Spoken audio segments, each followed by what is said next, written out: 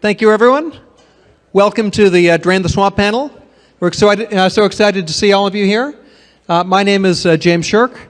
I had the privilege and honor of serving in President Trump's White House, where a major part of my job was to write the executive orders to drain the swamp.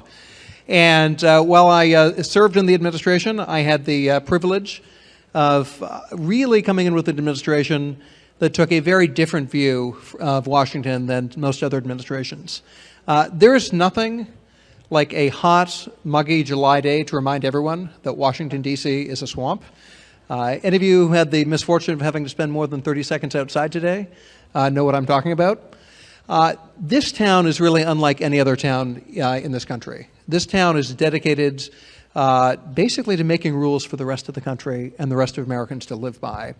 And it is a town that is socially and economically disconnected from the rest of the country. 5 of the 7 wealthiest counties in the United States are found here in the D.C. metropolitan area. If you want to buy a 4-bedroom, 3-bathroom house, 2,500 square foot house in Arlington, Virginia, which is right next to D.C., that's going to cost you over $1 million. Buying a similar house in Springfield, Illinois is going to cost about $250,000, a quarter as much. We have a class of lobbyists, politicians, rule makers, self-styled elite in D.C. that have no connection to the challenges facing our country and are almost entirely socially disconnected from it. And that's a huge problem, obviously, for our country. Now, in America, of course, the Constitution says the people get to rule. But what we've discovered, and has really been brought to light in recent years, is just how much those here in Washington don't feel that they owe accountability to the people's elected representatives. I served for over a decade in the Heritage Foundation and a conservative think tank working in part of these issues. I thought I understood how bad the federal bureaucracy was. I had no idea.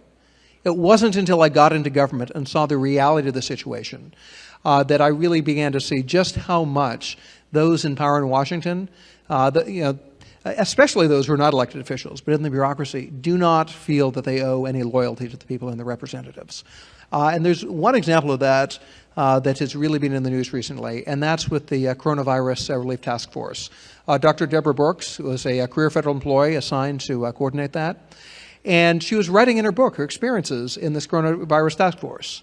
And she was not writing about how she was diligently trying to implement the policies of the Trump administration, but boasting about everything she was doing to undermine the policies of the president's appointees. In one case, part of her responsibilities, understandably, involved putting together reports with advice for governors.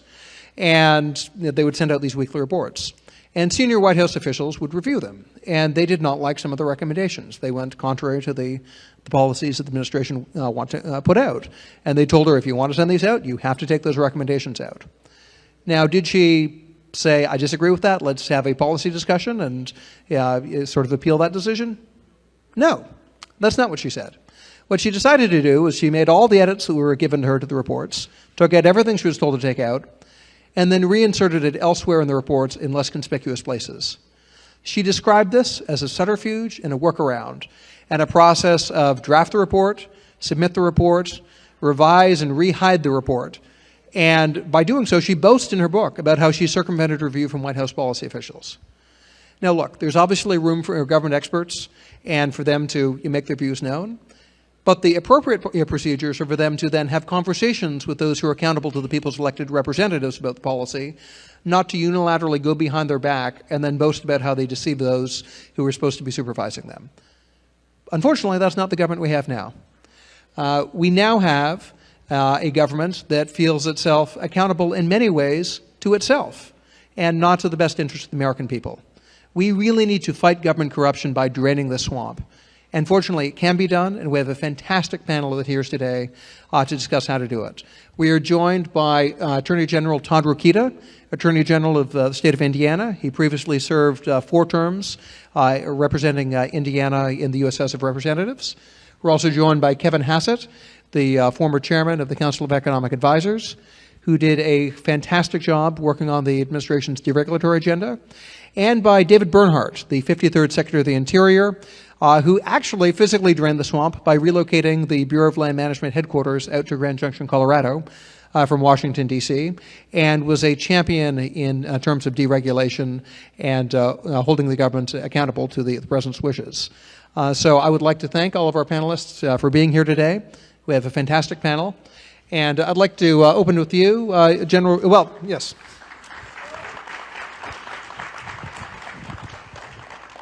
I'd like to open with you, General Rokita, that you spent 4 terms in Congress here in the swamp, and now you've gone back to Indiana, which, as some on the Vice President's staff would call the belly of the beast. But I'm not sure that's what most Americans would describe Indiana as. How is life different in Indiana and Indiana state government versus the system we have here in D.C.? Well, thank you, and thank you for having me. I first just want to say that even though I was in Congress for 4 terms or 8 years, it wasn't long enough to be a part of the problem. So I'd like to not admit that. But we fought every day. I came in as part of the class, the Tea Party class of 2010 that deposed Nancy Pelosi the first time. And so we don't have, what's left of our class at least, doesn't have much a sense of humor for any of this that's going on now, or that has gone on. How is Indiana different? Well, we live within our means, number one, right? Where we don't have the world's reserve currency, so that naturally forces us to be frugal. But as Hoosiers, we generally are anyway. We have a libertarian streak in us as well. That is just that. So that's how I certainly approach government. And in Congress, a cadre of us did the same thing. And I think there's some questions that we'll get into more. This is what I'm talking about. But my biggest fear right now, and it always has been, because I had the same observation you did, sir, is that this unelected bureaucracy is too big. It's too big to control. So my first, look, I know I'm sure we have donors in the room. We have a lot of people who have spheres of influence with their elected representatives. You should judge them, if not solely, but in majority on how much they have contracted government, what they have promised and what they have done to make government smaller, including the repeal of legislation. But really it's in the budget too. So much of our budget is mandatory spending now and not discretionary spending. So all this stuff when you hear, and this will be the last 2 sentences, these things you hear in the news about omnibus spending and are we going to go off a fiscal cliff or are we going to go into shutdown tomorrow, that's all based on discretionary spending. The 12 appropriation bills that come from the budget that get rolled up into one omnibus if they're not playing by regular order, which they hardly do anymore. It might be less now, but when I left Congress in 2018, discretionary spending was only 1/4 of the total spend, meaning the rest, the 3/4, was mandatory, meaning Social Security, Medicare, some of Medicaid, and not just the health care programs or the social programs, but everything else. So it's everything that you don't vote on. So this is on autopilot. 3/4 of our government spend every year is on autopilot. Your elected representative doesn't get to decide how much a Social Security check is going to be that year. It's all baked into, for example, a formula. And if most of your budget is mandatory spending, then, and that's not even the military. Military is discretionary spending. Then you have very little control. So when I say you have got to require your elected representatives, senators and congressmen to get control of that budget, get control of that mandatory spending, get control, then you can get control of making government smaller. A very monumental, hard task. I know it might sound naive, but again, I was there 8 years, and that's the only way you're really going to get control of this thing again.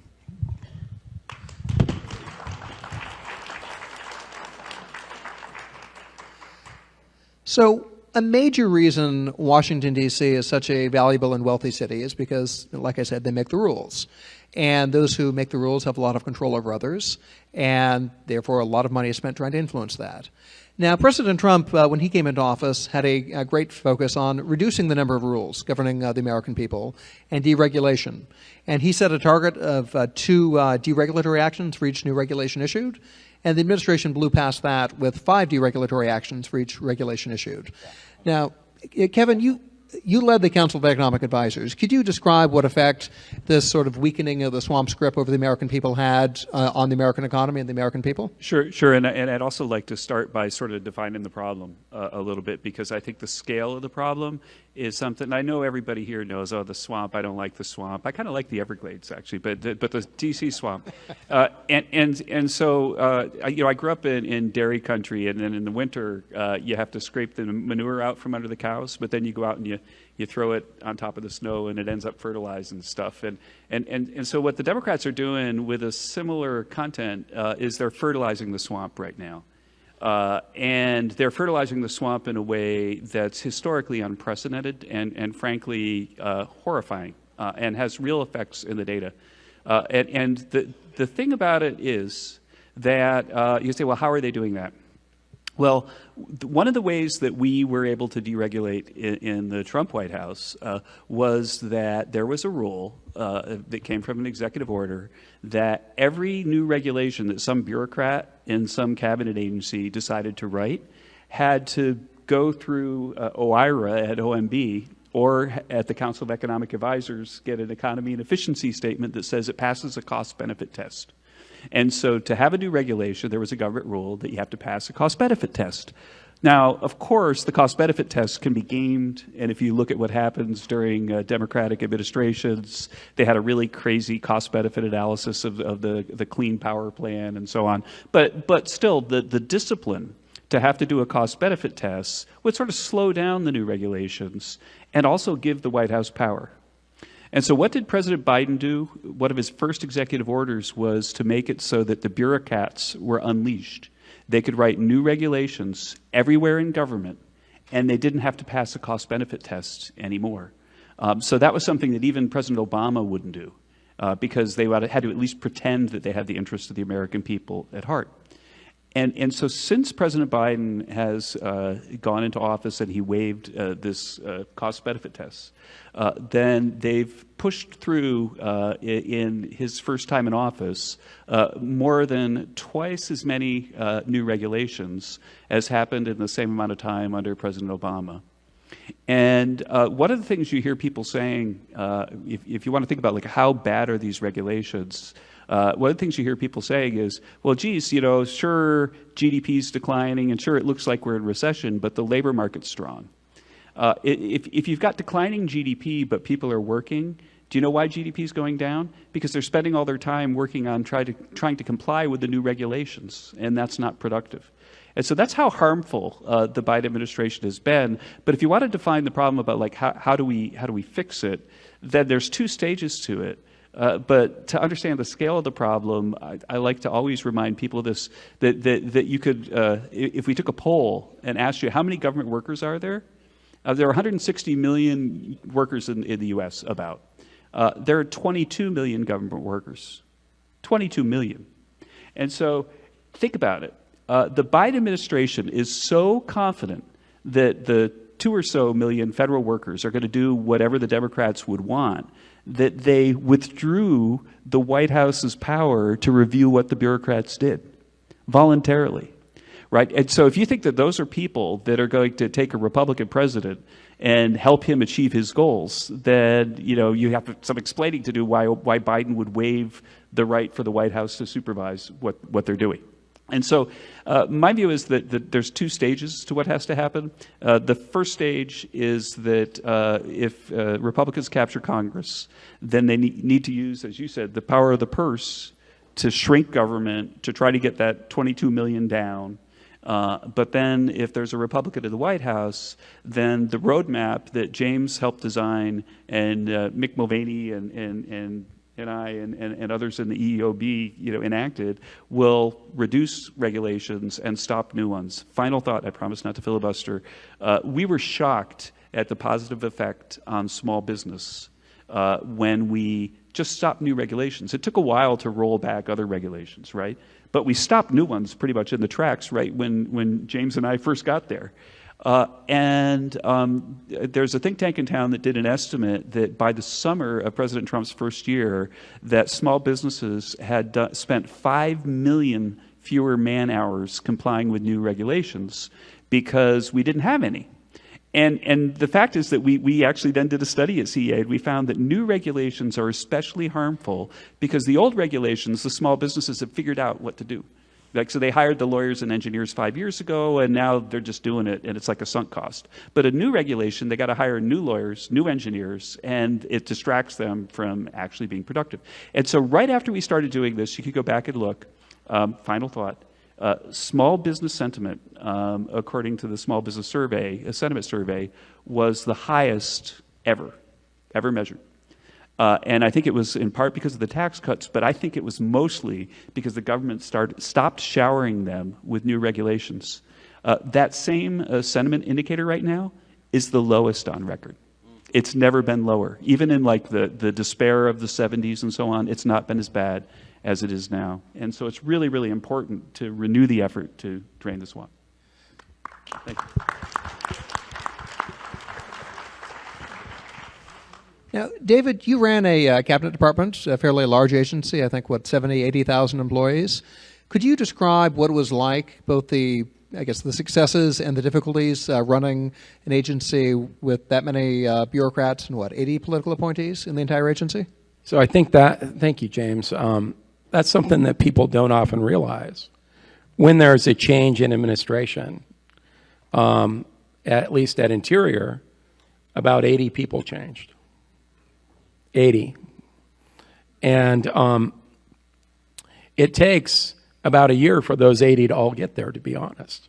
So the challenge, and President Trump was great at this, is first you need some clarity from the administration on day one. And President Trump gave very good direction, certainly on issues related to Interior, on the dereg effort, so that there was a clear edict to government officials, here's our new policy.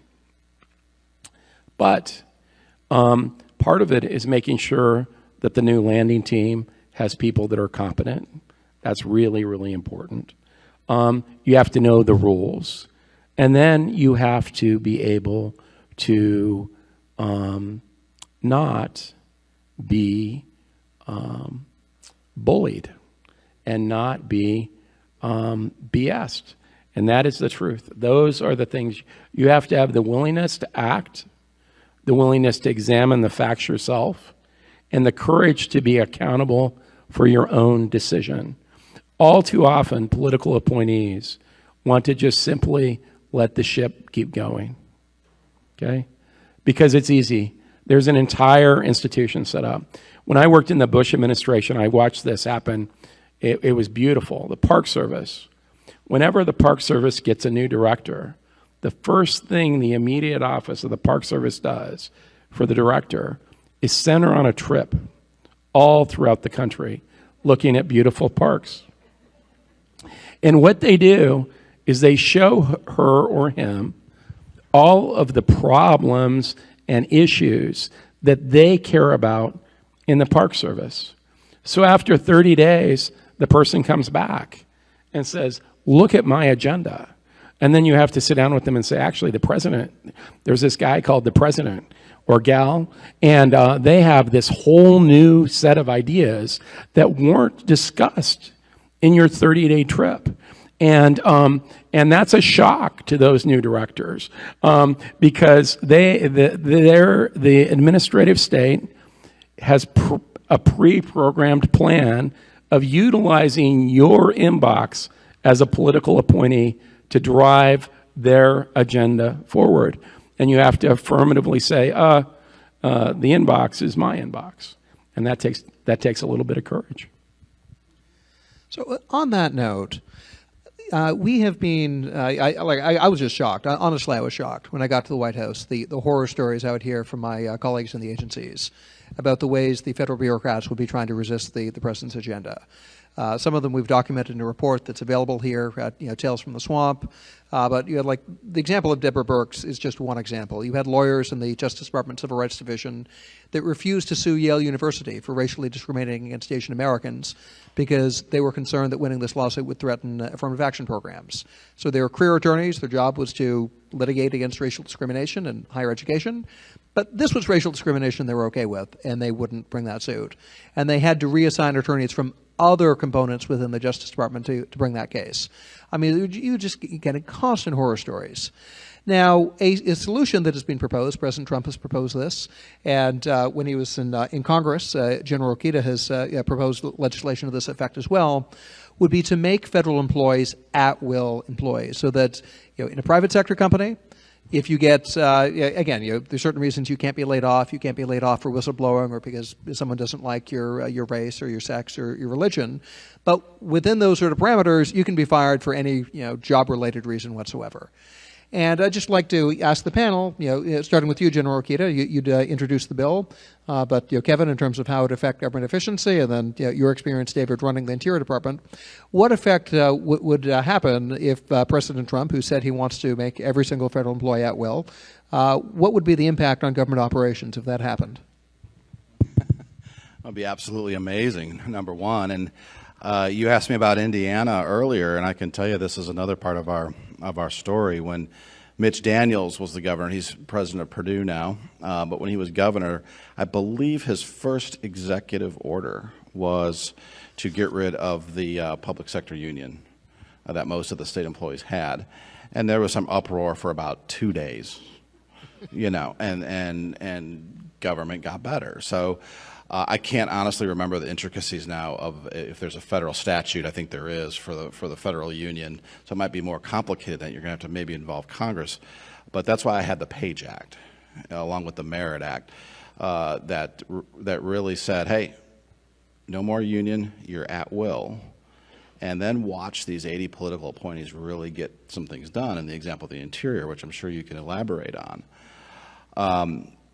The other thing is you have to realize is that because of the union involvement, and I'm, maybe at one point in my career I was more anti-union than I am now, but I think what President Trump has shown me and shown a lot of us is that we are the party, we are the movement now of the working man and woman. And I never want to lose that. You look at the Democrats now, and they're the party of the billionaires. Look at the polling; they're the party of the whites only, and so many other things. So there's a lot of things I don't want to lose, and one of those things is I want the unions, in terms of the trades and others who want to put America first. I want to keep those people. So I'm not anti-union. I believe in a value of a union. But there has to be a value, and you're not seeing that in the federal employees union. In fact, what you see is the opposite.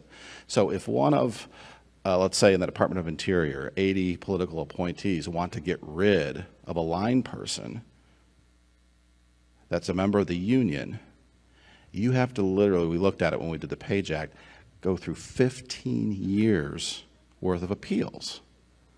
They get 3 different appeals processes that run consecutively, and each one of those 3 takes an average of 5 years. So it's completely unworkable. If you're there to do a job under President Trump or any president, and you have limited time, you want to get that agenda done, you don't have the time to go chasing around poor employees for part of a 15-year period. Yeah, one of the things, one of my friends who led a different cabinet agency, and I see some cabinet secretaries out there who probably will nod when I say this, one of the things that he said to me that most shocked him when he first started working was that they had this big, glorious building, one you drive by every day if you're in Washington, and the building was empty because the government allows people to telework, to telecommute, even before COVID. And so there were basically, people just weren't coming to work. And they weren't really, as far as you could tell, doing any work at all. And so we have this problem where we have these entitled people that have jobs for life, and they're not even showing up for work, which means if we got rid of them all, we wouldn't notice, I would guess. But as an economist, one of the things you would say is that, okay, so you got job security, so we if we're an employer, if we're running the government, we're giving people job security. So if they have job security, then that's better than being in a job that doesn't have security. So therefore, you should have a lower wage because it's more attractive to have security. But in fact, there's this massive literature that shows that government workers, adjusted for their education and their intelligence, get paid 20% more. The same person, if you move them from the private sector to the government, they make 20% more than they would in the private sector. And so, Congress has been giving people pay raises that are way too large for a really long time. They don't come to work. It's completely unacceptable, and yet it continues to happen year after year after year. And you ask yourself why? Well, I think it's related to the unions, because the government employee unions are year in and year out in the top 5 contributors to the Democratic Party. And so that they basically take, a little bit of that 20% too much salary and they mail it in checks to Democrats, and then the Democrats raise the salary again. And so that's a cycle that is got to stop, but it's not going to stop with little changes. It's going to stop with big changes like your legislation. And the final thing I got to say is that these government jobs are used as a weapon against new administrations. And as an example, and I have to speak somewhat cryptically about it, that a person was transferred from the Obama White House into a place close to where I worked over in the EEOB as a senior administrator. And it happened like the last month, right before President Obama left, and there were a whole bunch of these people that were put over to do things like help you do your paperwork when you arrived. And the person who was supposed to help me with that stuff, as an example, my first day of work at the White House, didn't clear me in. And so I had to stay outside for almost 2 hours waiting to get in the building just to start on my first day because this person was obstructing our transition to government. And the point is that this is what they're doing, from top to bottom with these agencies, and we've got a lot of cleaning up to do. And when you find someone who does something like that, this is like my final thought. The union will get them rehired if you fire them, but it will take them 3 or 4 years. And so you can actually fire people and then tell them not to come to work. They're going to get the job back, but they're going to get the job back, when there's some future administration in there. And so there are things that we could do, and this is one of the things, and you're the one who's really spearheading this, that we have to learn and coach the next Republican president about, so that when they come in on day one, if they can get cleared into the building, they have a plan for how to deal with these people that are there specifically, like with assignments to obstruct their progress. Well, from my perspective, if you go back to the Deborah Birx discussion that James had, here's what's amazing to me. When I served in the Bush administration, you had resistance, but that resistance was basically an unwillingness to act, okay? And you dealt with that as a political appointee every day. You figured out how to overcome it, and you worked a little harder, and you accomplished that. In the Trump administration, the resistance was not only don't act, but affirmatively act in the opposite manner. And my personal concern with that wasn't that it was frustrating my work or even the president's direction to me. What I found most frustrating about that was effectively negating the will of the American people who had decided to vote and elect President Trump. And we cannot have that in the civil service. The civil service cannot affirmatively resist. And now, with the Birx example, what we have is not only a willingness to affirmatively resist, but a willingness to tell the world we used subterfuge and workarounds to do it. And that tells you every single thing you need to know about the mentality and the appropriateness for from their perspective, of that type of resistance. And that is not acceptable. It shouldn't be acceptable to the American people. It sure as heck shouldn't be acceptable to Congress. And it can't be acceptable to any administration. Now, from my perspective, it does take effort to demand accountability for employees. And so the at-will notion has great value, or other ideas that go to this question. If you're going to engage in subterfuge and workarounds, there cannot be no accountability for that. There simply cannot be. And that absolutely has to change. And no one, when they developed the civil service, no one was contemplating that that would be the outcome, that we would negate the will of the American people and let whatever employee decide whatever their policy vision is and implement it without coordinating with the elected leadership.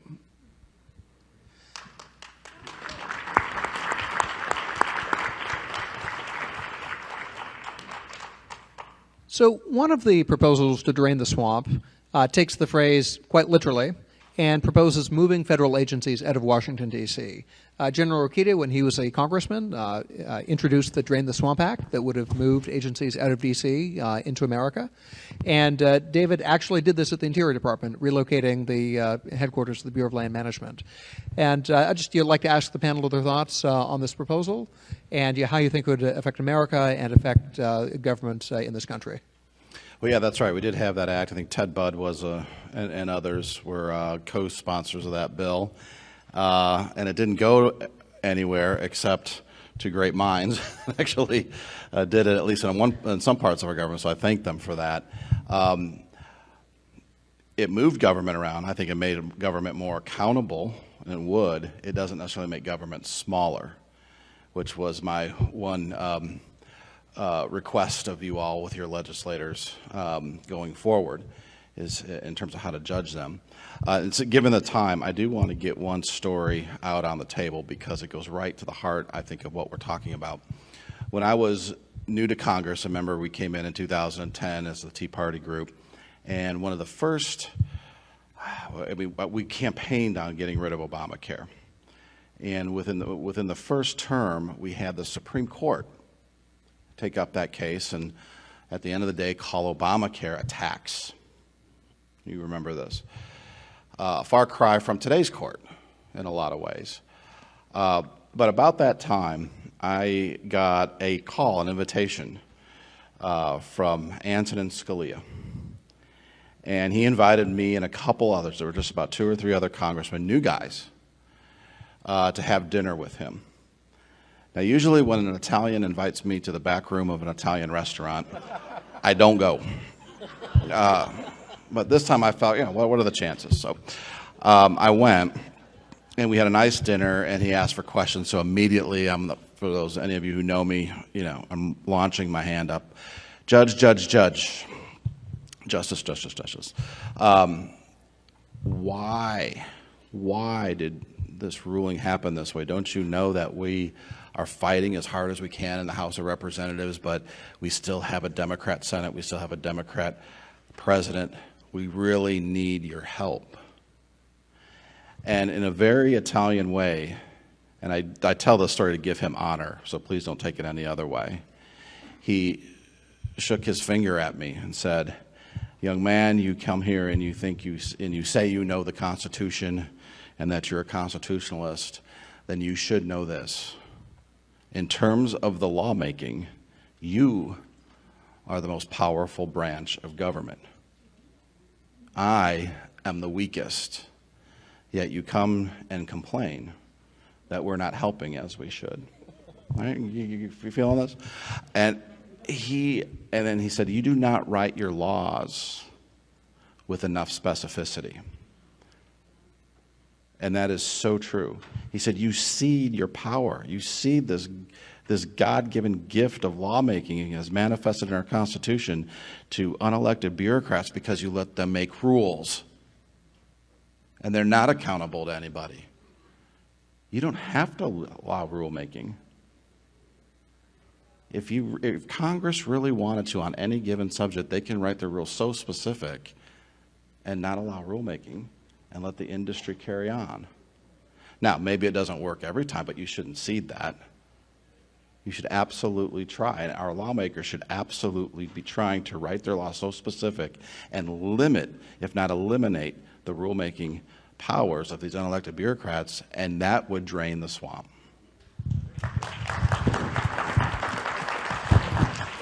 Clapping for Scalia. Thank you. That I think that we all experienced things that we never thought you could possibly experience with our interactions with many government employees. And there are also a heck of a lot of people out there, we have to add, that are intelligent and hardworking, and they try to do their jobs. But it doesn't feel like many of them get ahead for some reason. Like if you want to be a section chief, you want to be a division director, you have to be a partisan Democrat. It feels like to me when I look at all the people I interacted with. And I got to tell you that the steps that they took to obstruct the actions that we were trying to accomplish, and the things we did accomplish were great, were basically a declaration of war against Republican presidents, not just us. And I just want, like, if there's some people out there now listening that, declared war on Republican presidents, I just want you to know that we heard you, and we're taking it seriously. And I think that we've got a lot of ideas that are, teed up for whoever is in the White House the next time.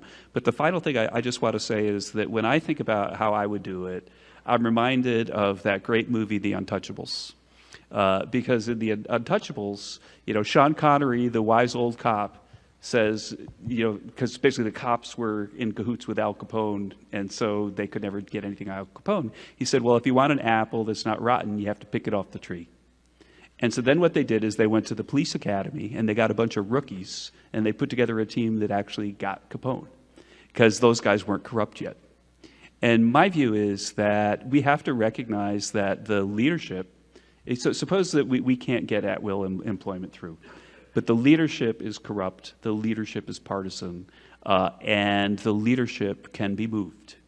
I would like to have maybe a couple of buildings in like the remote desert, and maybe we don't have to quite do it that way. But what I would do, what I would recommend doing, is basically getting rid of every section chief, getting rid of every division director. Let them stay there in an office somewhere and gather their salary if that's what the union rules say, and let people below them rise up. Because I think that's how toxic the environment is. It requires an action that's severe, but it's a very simple action that is within the power of the president to do. And that's the kind of thing that right now at the American First Policy Institute, people who, unlike me, are really skilled in law and in employment law, are helping devise strategies for future politicians to address this problem. And I'm highly confident that we're only a few years away from having made a lot of progress on it. I should let you go, Dave. Well, no. First off, that's fantastic. Right? Let's be honest. That's fantastic. So when it comes to moving folks out of Washington, here's what I say. And a couple things might surprise you. First off, at least at the Department of the Interior, some of the best management at the Department of the Interior did not want to work in Washington. Now, why would that be? The cost of housing is much higher than it is in a lot of other places. The commute was much longer than in a lot of places. And fundamentally for me, if folks are out near the ground that they have to make decisions on, they see a couple things. They see things like facts. They see how a community might be impacted. They're closer to the problem, and so they can hear from the local officials and the state officials. I think those are all positives. I think people can report to Washington quite well without living in Washington. And COVID has proven that, because most of the buildings in D.C. are currently vacant certainly for the government employees. So there's really no communication reason for not doing it. And here's the fascinating thing. It saves a ton of money because rents here are very high, and we pay locality pay here that's much higher than if somebody was working in Indianapolis. And so I think there is a great deal of merit to taking folks and moving them to other places in the country. I think that has great value. It doesn't necessarily shrink government, but it does create a more informed government, which I think is in all of our interests.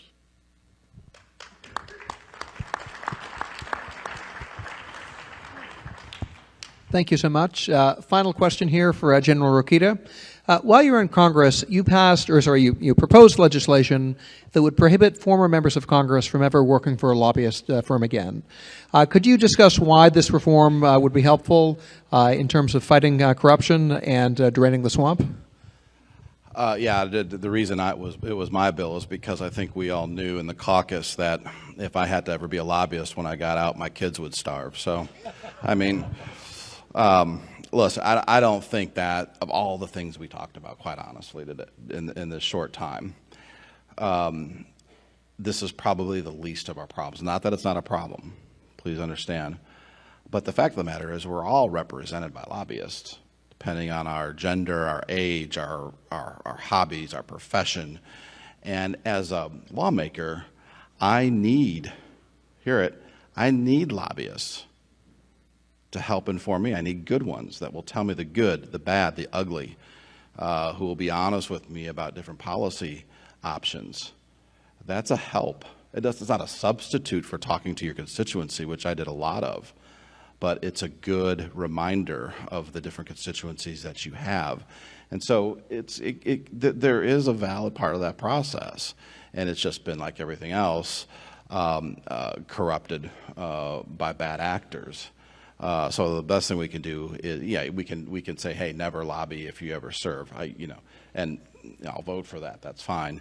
But again, know that that's a little bit of a two-way street, and that legislators need good lobbyists to help them do their job. All right. Well, thank you. We're out of time. But before we go, Chad Wolf is going to come out with some final words. So please give a round of applause, though, to the panel. Thank you guys very much for staying late.